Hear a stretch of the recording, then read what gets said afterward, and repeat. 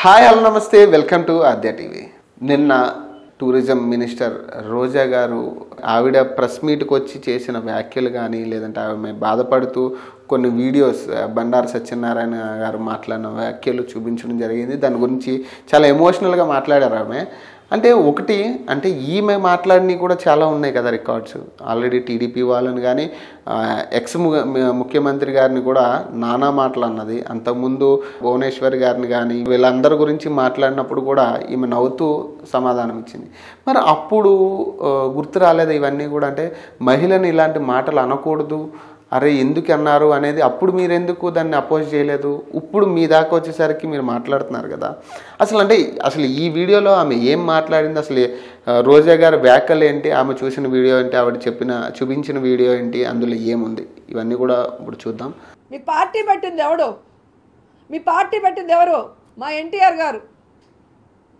ఆ ఎన్టీఆర్ గారు పెట్టిన పార్టీలో ఉంటూ సినిమా వాళ్ళని చులకనగా మాట్లాడటం ఈరోజు కాదు. నేను అపోజిషన్లో లీడర్గా ఉన్నప్పటి నుంచి అసెంబ్లీలో బయట ఏ విధంగా మీరు హెరాస్ చేశారు, నా క్యారెక్టర్ని ఏ విధంగా నీచంగా మాట్లాడారో ఈ రాష్ట్ర ప్రజలందరూ కూడా గమనిస్తున్నారు. ఈరోజు ఓపిక్గా ఉంటుంటే రోజు రోజుకి శృతి మించిపోతుంది. మీ ఇంట్లో ఉన్న ఆడవాళ్ళు మాత్రమే ఆడోళ్ళ? వైఎస్ఆర్ కాంగ్రెస్ పార్టీలో ఉన్న ఆడోళ్ళు కాదా? మాకు మనసు లేదు, మాకు ఫ్యామిలీ లేదు, మాకు పిల్లలు లేరా?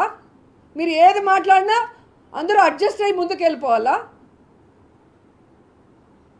ఏం మాట్లాడుతున్నావు? ఈ బండారు సత్యనారాయణ మూర్తి భార్యను అడుగుతున్నా డైరెక్ట్గా.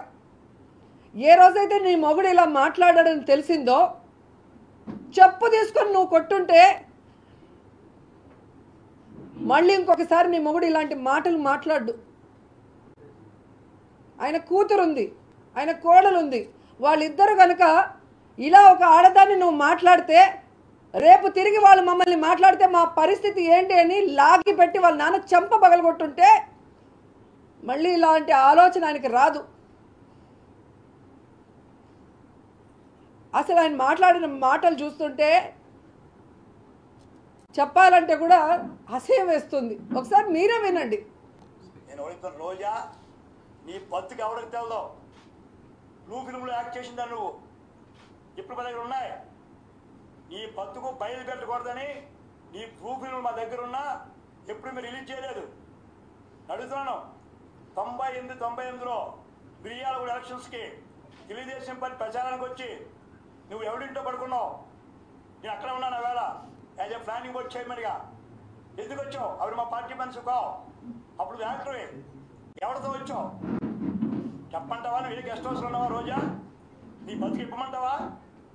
ఎప్పలేక కాదు, నాకు ఆడపిల్లన్నారు, నాకు ఆడ సీన్ అంటే గౌరవించాను.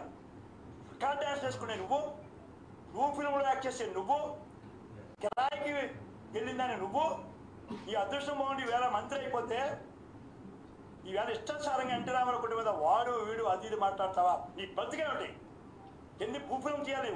ఎంతమందితో నువ్వు కాపురాలు చేసావు? ఎన్ని లాడ్జీల్లో పడుకున్నావు? ఇన్ని మాటలు మాట్లాడితే ఏ ఆడదైనా ఏ విధంగా రాజకీయాల్లో ముందుకు నడుస్తుంది?